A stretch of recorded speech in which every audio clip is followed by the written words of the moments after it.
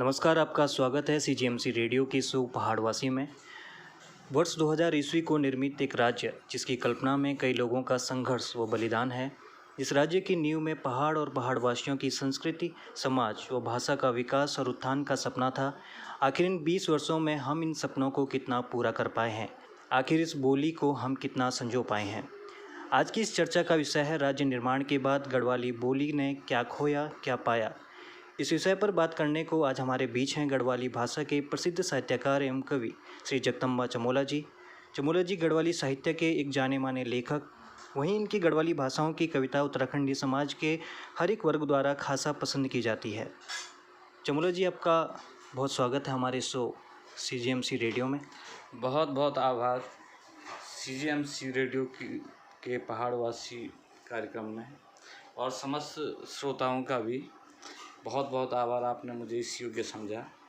आपने जैसे कि कहा कि उत्तराखंड आंदोलन के बाद गढ़वाली भाषा, गढ़वाली साहित्य या कुमाऊनी साहित्य में कितना आमूलचूल परिवर्तन हुआ है। मेरी समझ से, चाहे आज के दिन पे लोग माने या न माने, लेकिन गढ़वाली भाषा के प्रति लोगों का रुझान, गढ़वाली भाषा के प्रति लोगों का दृष्टिकोण, इसमें बहुत सारा परिवर्तन हुआ है पहले और अब की दृष्टि। पहले स्थिति ये थी, गढ़वाली बोलना किसी के लिए भी एक प्रकार से हेय समझा जाता था। लोग सोचते थे ये गंवार है, ये क्या है, कुछ नहीं है, खाली 24 घंटे गढ़वाली बोलता जा रहा है। लेकिन आज नहीं, आज दृष्टिकोण बदल गया है। आज अगर आपके बच्चे दिल्ली में हैं और उनका रिश्ता हो रहा है, तो अगर बच्चे जो हैं अंग्रेजी जानते हैं, हिंदी जानते हैं और उसके साथ साथ अगर गढ़वाली भी जानते हैं, तो लोग वरीयता दे रहे हैं उस रिश्ते के लिए कि हाँ, अगर गढ़वाली आती है तो निश्चित ही हमारा जो ये रिश्ता है, हमारे जो ये बच्चे हैं, एक सभ्य और संस्कृत और सुशील बच्चे होंगे। आज लोगों का रुझान बदल गया है, समाज का रुझान बदल गया है। आज लोग गढ़वाली बोलने में अपना गर्व समझ रहे हैं, अपने को हेय दृष्टि से नहीं देख रहे हैं। ये तो सोशल चेंज है। रही बात गवर्नमेंट की, गवर्नमेंट ने भी बहुत कुछ किया है। हम इस तथ्य को कभी नकार नहीं सकते हैं कि गवर्नमेंट ने उत्तराखंड आंदोलन बनने के बाद गढ़वाली भाषा के सापेक्ष कुछ कार्य नहीं किया है। मुझे विगत दिनों की याद है कि गढ़वाल और कुमाऊं के दो साहित्यकारों को साहित्य श्री सम्मान जो है केंद्र सरकार ने दिया। यह हमारी गढ़वाली भाषा की बहुत प्रमुख जीत है। चाहे और चीज़ का विकास हो या ना हो, लेकिन एक साहित्य की दृष्टिकोण से मैं कभी इस चीज़ को नकार नहीं सकता हूँ कि ये उत्तराखंड बनने के बाद और चीज़ का चाहे प्रसार हुआ हो या ना हुआ हो, लेकिन गढ़वाली भाषा का प्रचार बहुत ज़्यादा हुआ है। और वो गवर्नमेंट की तरफ से हो या समाज की तरफ से हो, इसको नकारा नहीं जा सकता, मेरा ये मानना है। चमोला जी, आप अपने गढ़वाली साहित्य के प्रति रुझान को थोड़ा बताइए। आखिर कैसे ये सफ़र शुरू हुआ? देखो, मैं पहले मूल रूप से हिंदी में लिखता था और मेरी लगभग बहुत सारी रचनाएं, मुझे जो प्रतिष्ठा मिली है उसमें वो हिंदी में बहुत कुछ मैं लिखता था। लेकिन मेरा सौभाग्य, मैं अपना सौभाग्य समझूंगा कि एक हमारी जो है कलश साहित्यिक संस्था है, जिसके अध्यक्ष श्री ओम प्रकाश सेमाल जी हैं।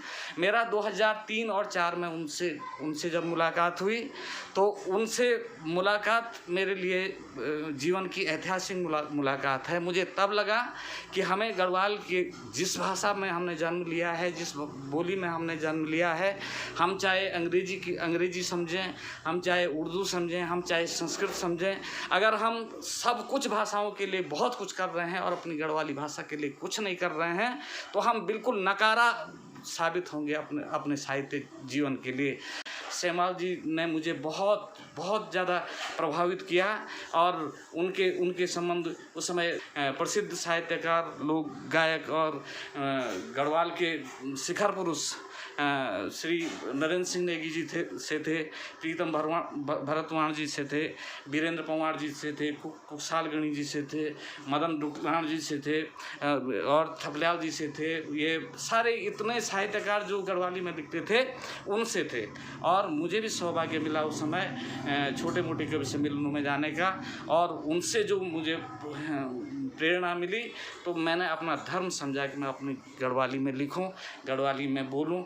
मेरा रुझान इस प्रकार से बना और मुझे गर्व है कि हमारी नई पीढ़ी भी जो है आज बहुत सारा साहित्य सृजन कर रही है, चाहे वो कविताओं के क्षेत्र में हो, चाहे वो गद्य के क्षेत्र में हो, चाहे वो रिपोर्टाज के क्षेत्र में हो, चाहे वो कहानी के क्षेत्र में हो, चाहे वो यात्रा स्मरण के क्षेत्र में हो। हमारी गढ़वाली में भी वही साहित्य सृजन हो रहा है जो हिंदी भाषा में हो रहा है, जो अंग्रेजी में हो रहा है। और आज तमाम कई प्रकाशक जो हैं गढ़वाली भाषा की किताबों को प्रकाशित करने में लगे हुए हैं। ये मेरा मानना है। आपने देखा होगा गढ़वाली को भी उत्तराखंड सरकार द्वारा पाठ्य पुस्तकों में जगह दी गई है। आपके नज़रिए से इससे क्या बदलाव देखने को मिलेंगे? ये बहुत अच्छी पहल है। मैं सबसे पहले बता दूं कि कुछ जिलाधिकारी उस समय ऐसे रहे कि जिन्होंने इस पहल को अपने ज़िले में प्रसार दिया, अपने ज़िले में स्थान दिया। उनमें से मैं धन्यवाद अदा करना चाहता हूं पूर्व जिलाधिकारी रुद्रप्रयाग का, जिन्होंने ऊखीमठ जनपद में जो है ये पहल शुरुआत की। मैं धन्यवाद अदा करना चाहता हूं पौड़ी के जिलाधिकारी महोदय का, जिन्होंने ये पहल वहाँ शुरू की। और ये आवश्यक क्या अनिवार्य भी होनी चाहिए, क्योंकि गढ़वाली हमारी मातृभाषा है, बोली है। हम हिंदी, संस्कृत, अंग्रेजी इन चीज़ों में मिक्सअप हो गए हैं। गढ़वाली जो बोल भी रहे हैं तो वो ऐसा लग रहा है कि पता नहीं हिंदी बोल रहे हैं कि गढ़वाली बोल रहे हैं। खाली क्रिया और विशेषणों का ही अंतर है कि जगह पे छ बोल रहे हैं और बाकी हिंदी के शब्द हैं। हमारे पुराने शब्द जो हैं धीरे धीरे विलुप्त के कगार पे हैं और उन शब्दों को संरक्षित करने के लिए अगर हमारा निश्चित पाठ्यक्रम नहीं होगा, नए बच्चों को नहीं सिखाया जाएगा, पुरानी पीढ़ियों के जो शब्द हैं वो नई पीढ़ी में हस्तांतरित नहीं किए जाएंगे, तो धीरे धीरे इस भाषा के हमारे जो ऐतिहासिक शब्द हैं, जिन शब्दों की अन्य भाषाओं से तुलना नहीं की जाती है, वो शब्द धीरे धीरे समाप्ति के कगार पे आ जाएंगे। इसके संरक्षण के लिए ये सबसे बड़ी पहल है कि हम अपने पाठ्यक्रम में, अपने सिलेबस में भी इसको शामिल करें। और गवर्नमेंट ने वास्तव में किया भी है और कई अधिकारियों ने जो है इस पहल को सकारात्मक रूप देने का बीड़ा भी उठाया है और बहुत अच्छी पहल, और लोग जो हैं इसका बहुत अच्छा रिस्पॉन्स आ रहा है, ये मेरा मानना है। चमोला जी, आप खुद एक गढ़वाली भाषा के कवि हैं। आपके अनुसार पाठ्य पुस्तकों के अलावा हमें और किन माध्यमों द्वारा इस बोली को बचाने का प्रयास करना चाहिए? देखो, अगर बोली बचानी होगी, सबसे पहले मेरा मानना है कि अगर बोली बचानी होगी तो इस बोली को रोजगार से जोड़ना होगा। अगर रोजगार परख इस बोली को बनाएंगे तो दिल्ली वाला बच्चा भी उसको अगर रोजगार सीखना होगा, रोजगार पाना होगा, तो वो भी कोशिश करेगा, वो भी सर्च करेगा, वो भी जानकारी हासिल करेगा, वो भी गढ़वाली भाषा सीखेगा, क्योंकि रोजगार एक ऐसी चीज़ है। मुझे एक स्मरण याद आ रहा है कि पौड़ी में एक इंटरव्यू था और उसमें केवल गढ़वाल के ही बच्चों का सिलेक्शन होना था। और जब यहाँ का सिलेक्शन होना था, बहुत भीड़ हो गई थी वहाँ, बहुत भीड़ हो गई थी बच्चों की। और उसमें उनको छांटने थे कि गढ़वाली, वास्तव में गढ़वाली बोलने वाले बच्चे क्या हैं। उन्होंने इंटरव्यू में केवल 2 शब्द पूछे। एक शब्द पूछा, जो भी अंदर आया ये चीज़ कंफर्म करने के लिए ये गढ़वाली है कि नहीं है। उन्होंने प्रत्येक बच्चे को एक चीज़ पूछी, बता भाई यूँ क्या हुआ, श्यों क्या हुआ। आपको पता होगा कि केवल एक ही शब्द पूछा, जिस बच्चे ने जवाब दे दिया वो गढ़वाली, और जो नहीं था उनको जो है चीज़ नहीं मिली। तो ये खैर मेरा कहने का अर्थ ये है कि अगर आप इस भाषा को, इस बोली को रोजगार से जोड़ेंगे, अगर किसी बच्चे को ये लगेगा कि ये हमारे पाठ्यक्रम में है, इसको पढ़ कर के मुझे कहीं ना कहीं सर्विस मिल जाएगी, इसको पढ़ कर के मुझे अतिरिक्त अंक मिल जाएंगे, तो वो जो है उस बोली के पीछे अपना अध्ययन करेगा। वो चाहे उसके नबी समझता हो, वो फिर भी कोशिश करेगा। आज कई बच्चों के लिए जो है अंग्रेजी पढ़ना जो है रुचिकर नहीं होता है, लेकिन वो इसलिए अंग्रेजी को पढ़ते हैं कि क्योंकि अंग्रेजी नहीं पढ़ेंगे तो वो रोज़गार उनको नौकरी नहीं मिलेगी। इसी प्रकार से कुछ ऐसी व्यवस्था बना दी जाए कि ताकि जो गढ़वाली पढ़ें, जिनको गढ़वाली आती है, उनको नौकरी में अतिरिक्त अंक दे दिए जाएं। उनको क्या कहते हैं, यहाँ की जो सुख सुविधाएं हैं उनमें अतिरिक्त व्यवस्था हो तो निश्चित है लोग जो हैं गढ़वाली के प्रति अपना मन बनाएंगे, अपना चित्त बनाएंगे और एक दिन गढ़वाली जो है जैसे पहले फल फूल रही थी ऐसी फूलेगी। चमोला जी, आप हमारे श्रोताओं को एक बार यूं और स्यों का मतलब भी एक बार बता दीजिए। देखो, यूं का अर्थ सीधा प्योर गढ़वाली में यूं माने बर्फ और स्यों का अर्थ माने आप जो हल लगाते हैं, हल जो कूड़ चीरता हुआ आगे बढ़ता है, हल का कूड़ जो चीरता हुआ जो लकीर बनती है आगे, उसको स्यों कहते हैं। तो ये बात जो है, चाहे हमारा बच्चा दिल्ली में रह रहा है, हम गढ़वाली हैं, अगर हमने उसको गढ़वाल में रहना नहीं सिखाया, गढ़वाल की स्थितियों से उसको रूबरू नहीं करवा पाए तो कोई बच्चा नहीं समझ पाएगा कि ये शब्द क्या है। चमोला जी, आपसे आग्रह है कि जाते जाते अगर आप अपनी कविता की 4 पंक्तियां हमें सुना दीजिए श्रोताओं को। हाँ, तो मैं एक कविता तो क्या बोलनी है, थोड़ा हल्का फुल्का, थोड़ा एक आजकल मेरे मुंह में एक कविता आ रही है, उसी को बोल रहा हूँ मैं। थोड़ा बचपन की याद कि बचपन का दिन भी कंछा जब कुछ भी कहेगी, 4 बणुंछा तार मुड़ते कार बणुंछा कागज फाड़ी जाज बणुंछा। कि बचपन का दिन भी कंछा जब कुछ भी कहेगी, 4 बणुंछा तार मुड़ते कार बणुंछा कागज फाड़ी जाज बणुंछा। रामलीला की सिका सौरमा फाट्या पटड़ो ताज बणुंछा, मुंगरिया जोंग लगे तैं अपर ऋषमुनियों की 4 बणुंछा।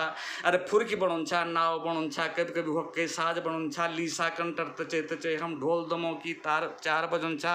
अरे कंछा दिन जब गोमन एतें खुएदी द्वार, कंछा दिन स्कूल बे एतें खुएदी द्वार। अरे मोर खुलुंछा छज्जा बटिन बुए धो मारी तैं पुंगड़ियों मंजम घोर बोलुंछा, बुए झटपट एतें घर्रे बुज्जी घोरा चौंदू भात बणुंछे, सटपट पीसी लूण धिपली माँ कांसे थाली भौरी खुंचे।